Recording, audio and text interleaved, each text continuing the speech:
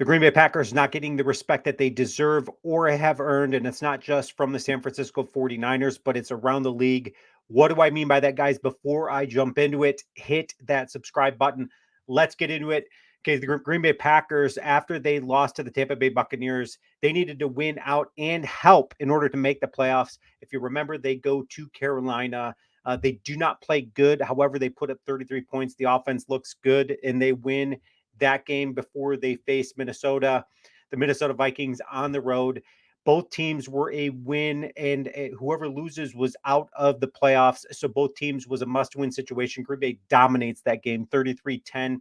And then the Packers found themselves in the same scenario as last season. A win-and-in type scenario for the Green Bay Packers last season wasn't too successful against the Detroit Lions under Aaron Rodgers. This year under Jordan Love, the Packers faced the Bears at home, and the score was a lot closer than it looked. The Green Bay Packers dominated that one 17-9 before they go on the road, 7.5-point underdogs to Dallas, a red hot Dallas team, a team that nobody expected to lose, right?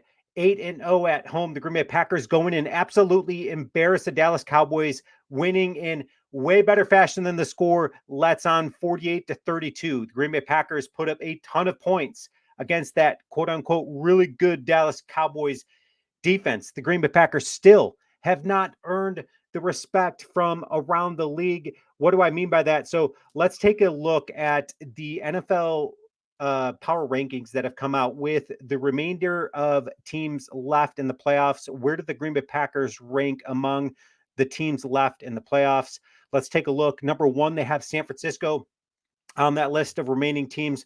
Kansas City jumps up a spot to number two. They were three last week. The Buffalo Bills jump up 2 spots, which I don't understand because they did not look good versus the Pittsburgh Steelers. And they jump up 2 spots. Their Baltimore Ravens jump back in the rankings somehow. They go to 4. They should be number 2 in my books. I don't understand that. The Detroit Lions move up a couple of spots, and the Detroit Lions very easily could have and possibly should have lost that game. They get help, which is not the typical Detroit Lions MO. They get help from the refs throughout that game.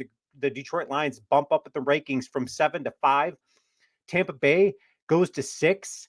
And then the Green Bay Packers find themselves at 7 and Houston at 8. The Green Bay Packers still not getting the respect. Who cares if they jumped up from 12 to 7? I really could care less because there's only 8 teams left in the playoffs. I think it's very disrespectful to the Green Bay Packers that they are only finding themselves ranked 7th, but maybe that is a good thing. Okay, so if you've been listening to social media or any news out there about the Dallas Cowboys, it's all about who the Dallas Cowboys should fire because they should have won that game. And it's more about what Dallas didn't do rather than what the Green Bay Packers did do and found themselves winning that game. So if you're following San Francisco's social media, this is what they have to say out there about the Green Bay Packers. The Green Bay Packers are 28th against the run. Dallas couldn't make them pay for that, but Christian McCaffrey will. Green Bay Packers are 31st in interceptions. Dak Prescott made terrible decisions with the ball, but Brock Purdy won't. The Niners have several favorable matchups in this game. Green Bay can't stop the wide run. They give the up passes through the middle, don't generate much pressure from their front four. The lack the ball skills for picks. If you're thinking that sounds ideal for the 49ers, you are correct. What else does their social media have to say? It says George Kittle should feast like Cowboys tight end Jake Ferguson did with 3 touchdowns against slower linebackers and out-of-place safeties. The Packers secondary is impressive, but cornerback Jaire Alexander left with an ankle injury Sunday. So Ayuk and Debo could have a banner night, not to mention the 49ers' best all-around asset, Christian McCaffrey. And then when asked the question, is our defense going to be ready to stop the hot group of wide receivers in Aaron Jones? The 49ers defense at every level absolutely should be primed for this. Not getting the respect that the Green Bay Packers deserve, because here's the thing. The Green Bay Packers will be a lot better than the 49ers are thinking. This is a red hot Packer team, as we just talked about. when their backs were against the wall and they needed to win and get in, they absolutely did that. And then they go to Dallas and absolutely embarrass them. Perhaps the 49ers are thinking about their success over the Green Bay Packers in the playoffs. The last time the Packers beat the 49ers in the playoffs was 2001, a wild card situation. The Packers won that one 25-15. But in 2012, 2013, 2019, 2021, the Green Bay Packers lost to the 49ers. They lost a championship game in 2019. Everybody probably remembers that game. That was so disappointing. The 49ers win that one 37-20.